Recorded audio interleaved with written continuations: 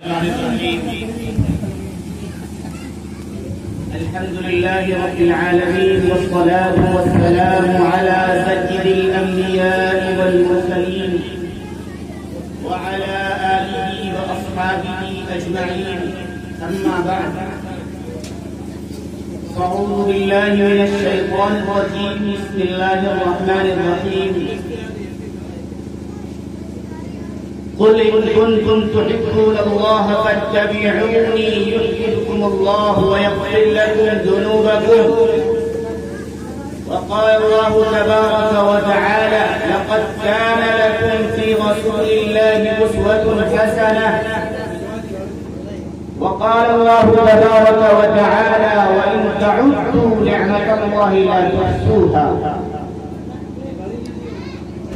وقال النبي صلى الله عليه وسلم: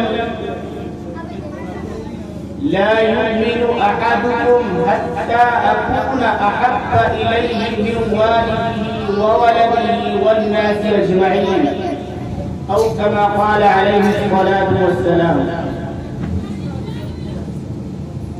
محترم سامعین کرام، اسٹیج پر جلوہ افروز علماء کرام، میری پردہ نشین مائیں اور بہنیں،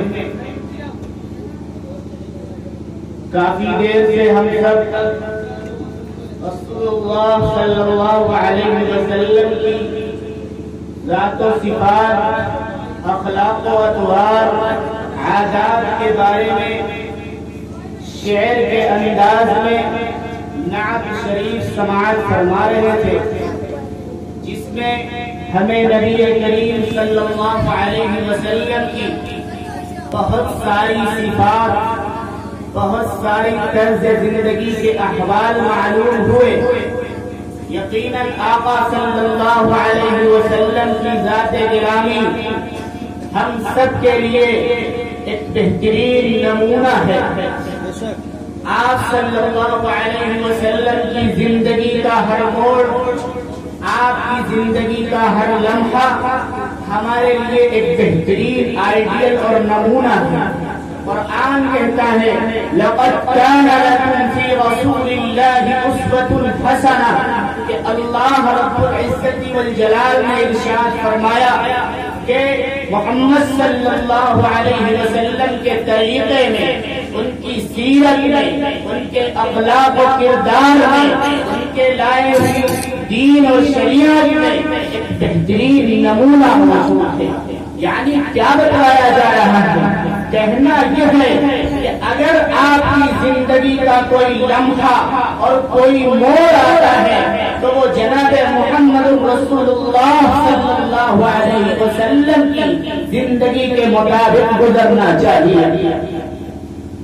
اگر ہماری زندگی رسول اللہ صلی اللہ علیہ وسلم کے طریقے کے مطابق گزر رہی ہے تو یوں جانیے کہ ہم واقعی نبی علیہ السلام کے سچے عاشق اور سچے امتی ہیں.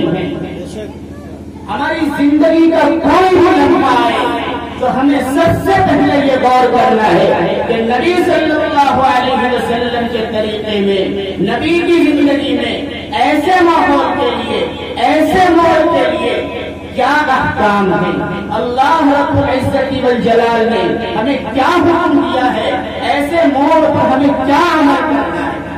مثال کے طور پر ہمارے گھر میں بچہ پیدا ہو تو ہمیں سب سے پہلے کیا کرنا ہے؟ رسول اللہ صلی اللہ علیہ وسلم نے والدین کے اوپر اولاد کے حقوق متعین کیے ہیں، اولاد کے اوپر والدین کے حقوق متعین کیے ہیں. جب بچہ پیدا ہو تو سب سے پہلے اس کے داہنے کان میں اذان کہی جائے، بائیں کان میں تکبیر کہی جائے، اور اس کے کانوں کے اندر سب سے پہلے یہ بات، یہ الفاظ پیوست کر دیے جائیں کہ اللہ اکبر، اللہ اکبر. اگر کوئی اس دنیا کے اندر کوئی ذات ہے جس نے تجھے عدم سے وجود بخشا ہے تو وہ صرف اور صرف اللہ رب العزت والجلال کی ذات ہے. اس کے بعد اشہد ان لا الہ الا اللہ، کہ اگر اس دنیا کے اندر کسی کی عبادت کرنی ہے تو وہ صرف اور صرف اللہ رب العزت کی ذات ہے، اس کے علاوہ کوئی معبود نہیں ہے۔ اشہد ان محمد رسول اللہ، اس دنیا کے اندر تجھے یہ بھی ماننا پڑے گا کہ اللہ کے بعد اگر کوئی ذات ہے تو وہ جناب محمد رسول اللہ صلی اللہ علیہ وسلم کی ذات ہے، جن کی پیروی کرنی ہے، جن کو پیغمبر و رسول ماننا ہے۔ اس کے بعد کہا ابھی تو یہ چھوٹا سا بچہ ہے، آگے چل کر بالغ ہونے کے بعد جو سب سے پہلی عبادت اس کے اوپر واجب اور لازم و ضروری ہوگی وہ نماز ہے، حی علی الصلاۃ۔ اس کے بعد کہا دنیا کے لوگ دوسروں کے، غیروں کے مغربی تہذیب و تمدن میں ترقی کو ڈھونڈیں گے، کامیابی کو ڈھونڈیں گے، اور وہ یہ سمجھیں گے غیروں کے طریقے پر چل کر ہمیں کامیابی مل جائے گی۔ قرآن کا اللہ کے نبی صلی اللہ علیہ وسلم کی تعلیم یہ بتلاتی ہے حی علی الفلاح، کامیابی صرف اللہ کو ایک ماننے میں، رسول اللہ کو رسول ماننے میں، نماز پڑھنے میں، عبادت کرنے میں، اللہ کو یاد کرنے میں ہے۔ اس کے بعد کہا کہیں یہ سبق بھول نہ جائے، پھر کہہ دیا لا اللہ اکبر اللہ اکبر، اللہ سب سے بڑا ہے، اللہ کے علاوہ کوئی معبود نہیں ہے، لا الہ الا اللہ۔ یہ پہلا حق تھا کہ ہم بچے کے کان میں، بچے کی میموری میں کہ ہم آواز پیوست کر دیں کہ اس دنیا میں ہمارے آنے کا مقصد کیا ہے، کہ ہمیں اللہ کو ایک ماننا ہے، رسول اللہ کو رسول مان کر ان کی اتباع، ان کی پیروی، ان کے طریقے کے مطابق اپنی زندگی گزارنا۔ رسول اللہ صلی اللہ علیہ وسلم کی تعلیم یہ ہے کہ جب بچہ 6 یا 7 دن کا ہو جائے اس کا بہترین نام رکھا جائے۔ قرآن کہتا ہے وَلِلَّهِ الْأَسْمَاءُ الْحُسْنَى فَادْعُوهُ بِهَا، کہ اللہ کے بہترین 99 نام ہے، اس کو اسی نام سے پکارا کرو۔ اگر ہم اللہ کی صفات والے نام اپنے بچوں کا، اپنے رشتہ داروں کا رکھنے لگے تو وہی صفات کا اثر ہمارے بچوں کے اندر، ہماری رشتہ داروں کے اندر بھی پیوست ہونے لگے۔ مثال کے طور پر اگر ہم کسی کا نام عبد الغنی رکھتے ہیں تو عبد الغنی کا معنی ہے مالدار کا غلام، مالدار کا بندہ۔ اگر یقین مانیے دنیاوی اعتبار سے، مال و دولت کے اعتبار سے، کاروبار کے اعتبار سے، دکان اور تجارت اور کھیتی باڑی کے اعتبار سے ہماری وہ اولاد مالدار نہیں ہے، دل سے ضرور مالدار تھا۔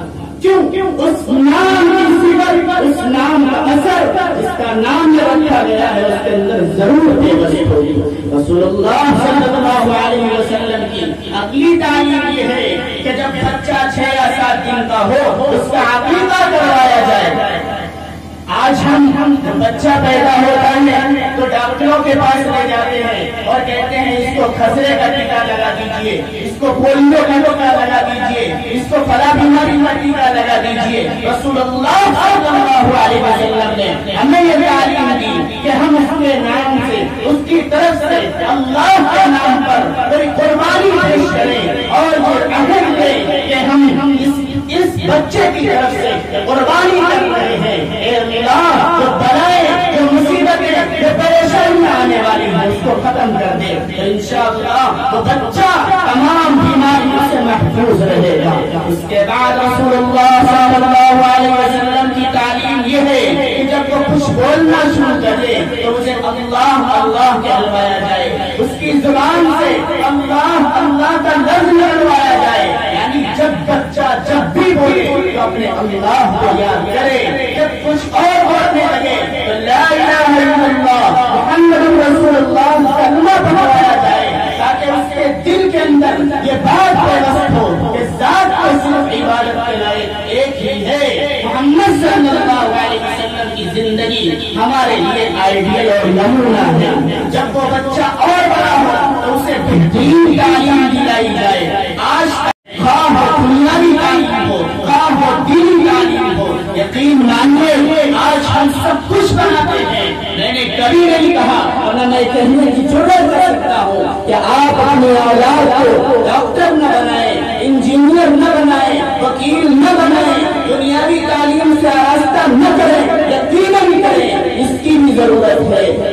دین کی موٹی موٹی باتیں اپنے اس نونہال کے ذہن میں پیوست کرا دے، جسے اس دنیا کے اندر آنے کا مقصد تو معلوم ہو کہ قرآن کہتا ہے وَمَا خَلَقْتُ الْجِنَّ وَالْإِنسَ إِلَّا لِيَعْبُدُونِ کہ اللہ رب العزت نے کہا میں نے انسانوں اور جناتوں کو صرف اپنی عبادت کے لیے پیدا کیا ہے۔ یقین مانیے ہم آئے اور ہم چلے جائیں گے، اس دنیا سے جانے کے بعد ہم کیا منہ دکھائیں گے؟ اللہ رب العزت کا جلال کے سامنے ہماری مال و دولت، تجارت و مکان نہیں جائے گا، بلکہ اعمال جائیں گے، رسول اللہ کا طریقہ جائے گا۔ اس لیے ہمیں چاہیے کہ ہم کم سے کم اللہ کی آخری کتاب قرآن مجید کو پڑھنا تو سکھلائیں، حفظ نہ کرا سکیں ناظرہ تو پڑھنا سکھلائیں، تاکہ سب سے پہلے صبح اٹھتے ہی وہ اللہ کے کلام کی تلاوت کر سکے۔ اور افسوس ہوتا ہے کہ جب رمضان مبارک کا مہینہ آتا ہے، ناظرہ کا حافظ قرآن عالم دین پڑھے ہوئے قرآن کریم کی تلاوت کرتے ہیں، لیکن ہمارے کچھ وہ نوجوان بھائی، کچھ ہمارے وہ بزرگ ساتھی جنہوں نے بچپن میں تعلیم نہ حاصل کی یا نہ حاصل کر سکے، وہ افسوس ہوتے ہیں کاش ہم نے بھی پڑھ لیا ہوتا اور ہم اللہ کی عبادت کرنے میں بھی اپنا نام لکھوا سکتے، عبادت کرنے والوں کی لسٹ میں اپنا نام درج کرا سکتے۔ اس لیے ابھی سے اگر ہمارے ذہنوں کے اندر یہ داعیہ پیدا ہو گیا کہ ہم اپنی اولاد کو اچھی سے اچھی تربیت دلائیں گے، اس کے ساتھ ساتھ اسلامی تعلیم، بنیادی تعلیم، دین کی موٹی موٹی باتیں ضرور اپنی اولاد کو سکھائیں گے۔ یقین مانیے یہ زمانہ اتنا خطرناک چل رہا ہے کہ ذرا ذرا سی بات پر لوگ اپنے ایمان کا سودا کر لے رہے ہیں، چند پتوں میں خاطر اپنے ایمان کو بیچ رہے ہیں۔ میرے استاد مولانا اسامہ صاحب ہمیشہ کہا کرتے تھے کہ میں یہ نہیں چاہتا کہ ہر بچہ عالم بنے، ہر بچہ بڑے سے بڑا عالم بنے، لیکن میری یہ تمنا ہوتی ہے کہ تھوڑے دن علم حاصل کرے گا، کچھ ناظرہ پڑھے گا، علم کی موٹی موٹی باتیں سیکھے گا، اس سے یہ تو ہو جائے گا کہ وہ اپنے ایمان کا سودا نہیں کرے۔ نعت میں ہم نے سنا کہ ایک آنکھ سے کانا ہے اور نبوت پہ ملا ہے۔ اگر ہمیں یہ معلوم نہ چلا کہ محمد صلی اللہ علیہ وسلم اللہ کے آخری پیغمبر اور رسول ہیں اور ساتھ ساتھ آخری پیغمبر ہیں، اگر ہماری اولاد کو، ہماری نئی نسل کو یہ نہ معلوم چل سکا تو یقین مانیے محمد صلی اللہ علیہ وسلم کو بھی رسول مانیں گے اور اس آنے دجال کو بھی رسول مانیں گے اور اپنے ایمان کا سودا کرنا۔ ذرا اپنے ہاتھ پر اپنے گریبان میں جھانک کر ہم سب بتلائیں کہ کیا ہماری اولاد مسلمان رہے گی؟ یہ ہمارا عقیدہ ہے، ہمارا ایمان ہے، ہمارا یقین ہے کہ محمد صلی اللہ علیہ وسلم اللہ کے پیغمبر ہے اور اللہ کے آخری پیغمبر ہے۔ آپ کے بعد نبوت کا دروازہ بند ہو چکا ہے۔ قرآن کہتا ہے کہ محمد صلی اللہ علیہ وسلم آخری نبی ہے، ان کے ذریعے سے نبوت کے اوپر مہر لگا دی گئی ہے، اب کوئی نبی آنے والا نہیں ہے۔ اس لیے ہمیں اپنی اولاد کے ساتھ ان کے مستقبل کو سنوارنے کے لیے، اچھی تعلیم سے آراستہ کرنے کے لیے دینی تعلیم ضرور دلانی چاہیے، جہاں ہمیں یہ پتہ چل سکے۔ نبی علیہ الصلوۃ والسلام نے فرمایا طلب العلم فریضۃ علی کل مسلم ای مسلم و مسلمہ، علم دین کی سیکھنا ہر مسلمان مرد عورت پر فرض ہے، اتنا فرض ہے کہ جس سے اسے زندگی بسر ہو سکے۔ اگر وہ دکان و مکان دکان رکھنے جا رہا ہے، تجارت کی طرف قدم بڑھا رہا ہے، تو اسے تجارت کے اخبار معلوم ہونے چاہیے، ان کے مسائل معلوم ہونے چاہیے۔ اگر وہ گھر میں رہنا چاہتا ہے، اسے والدین کے حقوق معلوم ہونے چاہیے، بڑے بھائی اور بڑی بہن کا عدم معلوم ہونا چاہیے، اسے یہ بھی معلوم ہونا چاہیے ماں کے قدموں کے نیچے جنت ہے۔ اگر ہم نے دینی تعلیم سے آراستہ نہ کیا تو بتائیے یہ حقوق اور یہ آداب کون کون ہے؟ کیا ہمیں دنیاوی تعلیم میں یہ تمام چیزیں مل جائیں گی؟ یقیناً نہیں مل سکتی۔ ہم جانتے ہیں کہ بچہ جب پارا لے کر مدرسے کی طرف یا کسی عالم کی طرف جاتا ہے تو وہ سینے سے لگا کر جاتا ہے، وہ اپنے اقوال، اپنے افعال، اپنی چال हसन से ये बार बार आ जाता है कि यही मेरे सीने की धड़कन है, यही कुरान करीम जिसे हम सीख रहे हैं यही हमारे साथ जाएगा। और दुनियावी तालीम वाले आम तौर पर बोलते हैं, बस्ता पीछे लटकाए हुए हैं। इस बात की दलील है कि ये जो हमें इल्म मिल रहा है यही छूट जाएगा। इस बात का सबूत है हमें कम से कम अपनी औलादों के साथ ये रवैया अपनाना चाहिए। जहां तक हो सके हम अपने बच्चों को अच्छी से अच्छी तालीम दिलाने के साथ साथ कुरान करीम का नाज़रा, दीन की मोटी मोटी बातें जरूर सिखाएं। उसके बाद रसूलुल्लाह सल्लल्लाहु अलैहि वसल्लम की तालीम है कि उसका अच्छा रिश्ता किया। आज हमने खेती बाड़ी को देखी, हमने दुकान और मकान को देखी, हमने उनका बैकग्राउंड को देखा, क्या हमने इस चीज को देखा कि उसकी सिलत जो रिश्तेदार हमारे बनने वाले हैं उनके घर में दीन है या नहीं, नमाजी है या नहीं, अल्लाह से मोहब्बत रसूलुल्लाह का इश्क इनके दिलों के अंदर बेबस है या नहीं, इसकी हमें तौफीक नहीं होती। यकीनन हमें इस बात को देखना चाहिए कि हमें दीनदार दीनदार बनाना चाहिए। हजरत उमर रज़ियल्लाहु ताला के जमाने में रात में वो अपने दौरे खिलाफत में निकल रहे हैं और अपनी बस्ती का और जिस गली का वो दौरा कर रहे हैं, एक घर से आवाज आती है कि ए बेटी, जो बाल्टी में दूध रखा हुआ है उस दूध में पानी मिला। बेटी कहती है, माँ मैं दूध में पानी कैसे मिला सकती हूँ?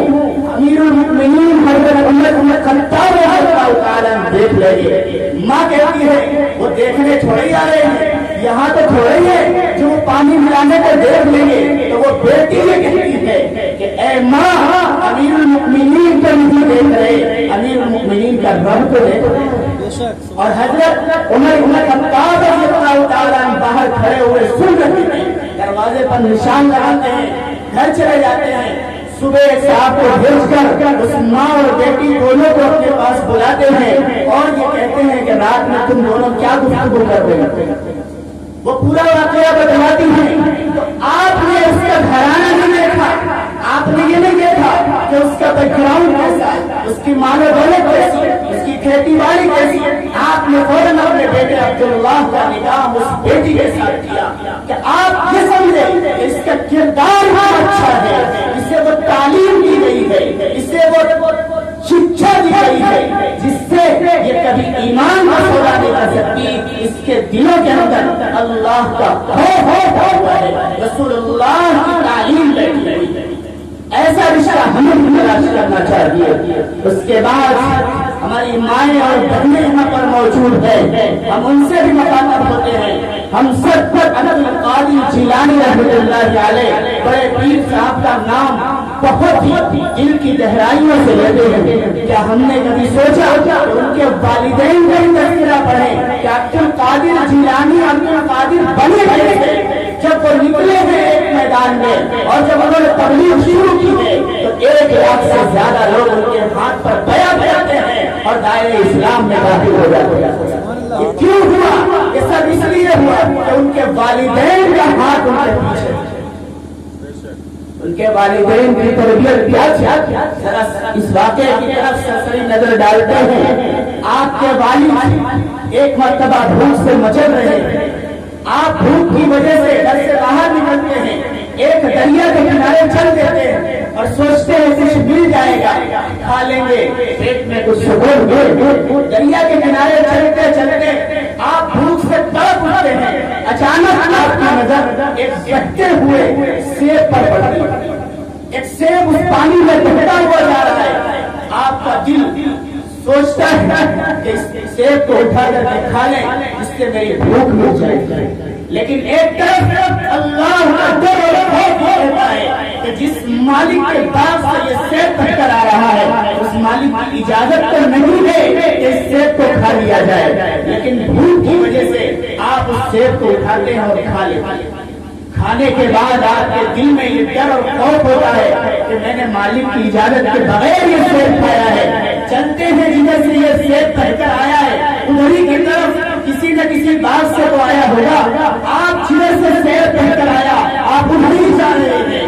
جانے کے بعد چلتے چلتے دیکھتے ہیں کہ ایک باغ ہے جو اسی دریا کے کنارے ہے، جس کی ایک اہمیت بالکل اس دریا میں لگی ہوئی ہے۔ آپ سمجھ جاتے ہیں یہ سیب اسی ڈالی سے ٹوٹ کر بہ رہا تھا۔ آپ اس کے مالک کے پاس جاتے ہیں اور کہتے ہیں آپ کے باغ کا ایک سیب بہ رہا تھا، بھوک کی وجہ سے تڑپ رہا تھا، میں نے آپ کی اجازت کے بغیر یہ سیب کھا لیا ہے، آپ مجھے جو سزا دینا چاہیں وہ منظور۔ مالک نے پرکھنا چاہا، مالک نے یہ کہا کہ آپ کو 11 سال اس ایک سیب کی وجہ سے میرے باغ کی رکھوالی کرنی ہوگی۔ آپ کہتے ہیں کہ مجھے یہ سزا منظور۔ ذرا سوچئے تو کتنی حلال کمائی کھانے پر دل مطمئن ہو رہا ہے کہ کبھی ہمارے دل میں بھی یہ جذبہ ہوا کہ ہم خود اپنی ذات کے لیے، اپنے بیوی بچوں کے لیے، اپنے عزیزہ اقربا کے لیے ایسی حلال روزی تلاش کریں۔ ہم نام تو بہت اہم قاضی شیلانی رحمہ اللہ کا لیتے ہیں، لیکن کیا ہمیں ان کی ذات اور صفات سے، ان کی عادات و اخلاق سے جو طرز ملا، جو تعلیم ملی، وہ اپنی زندگی میں داخل نہیں کر سکتے؟ 11 سال آپ اس باغ کی رکھوالی کر رہے ہیں، اور رکھوالی کرنے کے دوران ایک بار اس باغ میں اس مالک کے کچھ مہمان آئے اور انہوں نے ان سے کہا کہ جاؤ پکے ہوئے سیب توڑ کر لے آؤ، مہمان کو کھلانا۔ آپ کہے آپ کو کیا معلوم کہ پکے اور کچے سیب یہ کیوں؟ وہ یہ کہتے ہیں کہ ایک سیب کھانے کی وجہ سے 11 سال سزا ملی ہے، اگر میں نے دوبارہ سیب کی طرف نظر اٹھائی تو پتہ نہیں اگلی کتنی سزا ملے گی، اس لیے 11 سال میں کبھی بھی سیب کی طرف نظر نہیں اٹھائی اور صرف باغ کی رکھوالی کی ہے۔ گئے کچے سیب توڑ کر لے آئے، باغ نے کہا، باغ کے مالک نے کہا اتنے دن تمہیں اس باغ کی خدمت کرتے ہوئے، اس باغ کی رکھوالی کرتے ہوئے ہو گئے، تمہیں یہ بھی نہیں پتا چلا کہ پکا اور کچا سیب کیسا ہوتا ہے۔ انہوں نے یہی کہا ایک سیب کی بدولت میں سزا کاٹ رہا ہوں، آئندہ دوبارہ نظر اٹھاتا تو پتہ نہیں کیا سزا ملتی، اس لیے کبھی سیب کی طرف نظر اٹھانے کی بھی ہمت گوارا نہیں۔ خیر انہوں نے یہ جذبہ دیکھا، یہ حلال روزی کھانے کی طرف رکھی ہے، تو جب یہ سزا پوری ہوئی تو آپ نے کہا کہ 11 سال تو پورے ہوئے، ایک شرط اور ہے، اگر تم اس شرط کو قبول کر لو تو تمہیں آزاد کر۔ انہوں نے کہا کہ یہ شرط بھی مجھے منظور۔ شرط ذرا سنیے گا، وہ کہہ رہے ہیں کہ ایک شرط یہ ہے کہ میری ایک لڑکی ہے جو پیروں سے لگڑی ہے، ہاتھوں سے لولی ہے، آنکھوں سے اندھی ہے، کانوں سے بہری ہے، اس لڑکی سے تمہارا نکاح کرنا چاہتا ہوں، تم اس لڑکی سے اپنے نکاح میں اس لڑکی کو قبول کرو۔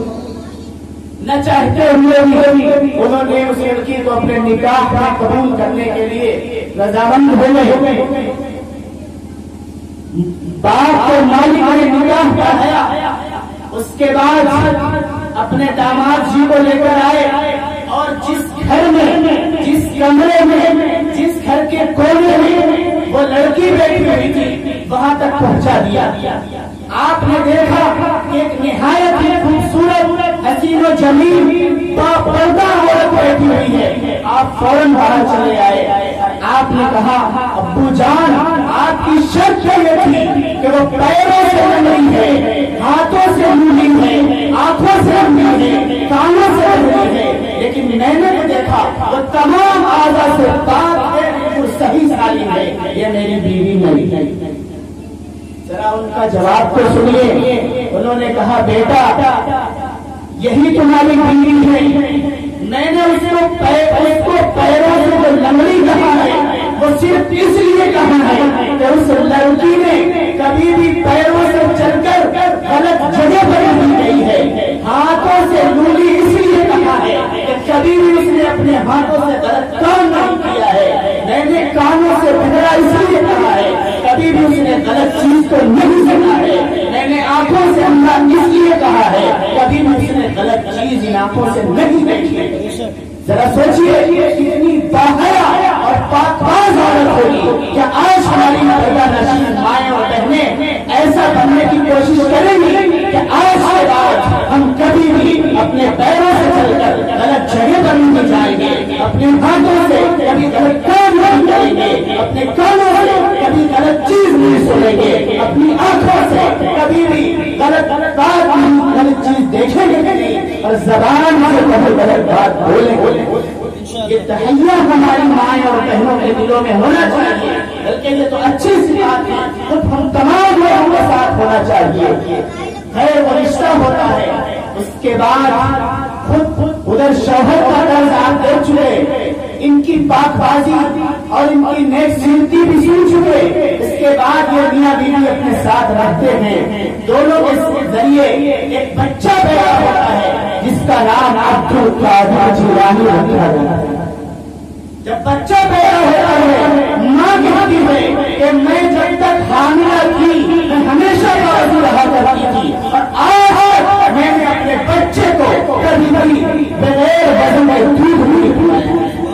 ذرا تصور کریں ہماری مائیں اور بہنیں کہ کیا آج ہمارا یہی حال ہے؟